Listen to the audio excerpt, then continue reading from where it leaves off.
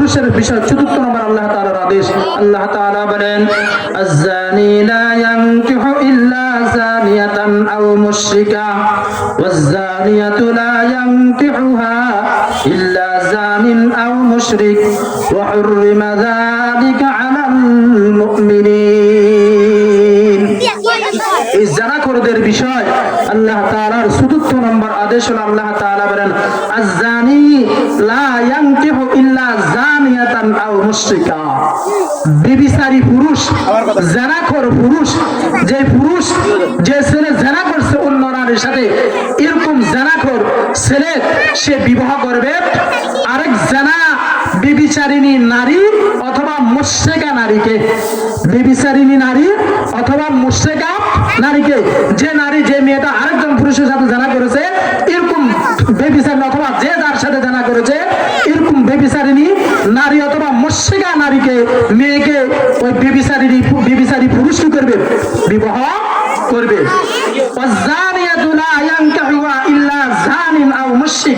এবং ব্যভিচারিণী নারী অর্থাৎ যে মেয়ে অন্য পুরুষের সাথে জানা করেছিল, ওই মেয়েটা সে বিবাহ করবে আরেক ব্যভিচারী জানাখোর পুরুষ অথবা মুশরিক পুরুষকে সে কি করবে? বিবাহ করবে। ব্যভিচারিণী নারী অথবা ব্যভিচারী পুরুষের জন্য আল্লাহ তাআলা বলেন, ওয়া হুররিমা যালিকা আলাল মুমিনিন। আল্লাহ তাআলা বলেন, আমি আল্লাহ মুমিনদের জন্য তাদেরকে হারাম করে দিলাম। অর্থাৎ ব্যভিচারী পুরুষ অথবা ব্যভিচারী নারী সে অন্য কোন মুমিন নারী অথবা পুরুষের সাথে তার বিবাহ শাদী হবে না। তাহলে কয়টা শাস্তি আল্লাহ তাআলা কোরআন পাকে এই সূরাতুন নূরের দুইটা আয়াতের মধ্যে উল্লেখ করলেন?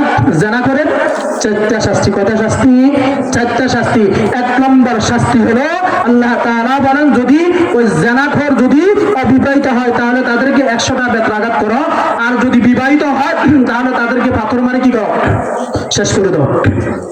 দ্বিতীয় নম্বর শাস্তি হলো তাদেরকে শাস্তি দেওয়ার সময় আল্লাহ তাআলার আদেশ, তাদের প্রতি বিন্দু পরিমাণ সহানুভূতি অথবা আন্তরিকতা বা ভালোবাসা দেখানো যাবে না।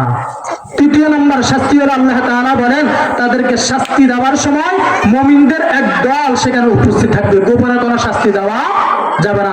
চতুর্থ প্রকার আল্লাহ তাআলার আদেশ, যে ব্যভিচারী পুরুষ অথবা নারী ব্যভিচারী নারী অথবা মুশরিকা নারীকে বিবাহ করবে, আর ব্যভিচারিণী নারী বিবাহ করবে ব্যভিচারী পুরুষ অথবা মুশরিক পুরুষকে। এটা তার নির্দেশ, আল্লাহ তাআলার নির্দেশ। মুহতারাম হাজিরিন, পর্দার আড়ালে আমার যে সমস্ত মা বোনরা আছেন, কথাটা খুব খেয়াল করে শুনবেন। আমরা অনেক নারী আছি যে স্বামীকে আমরা ভালোবাসি না, স্বামীর বদনাম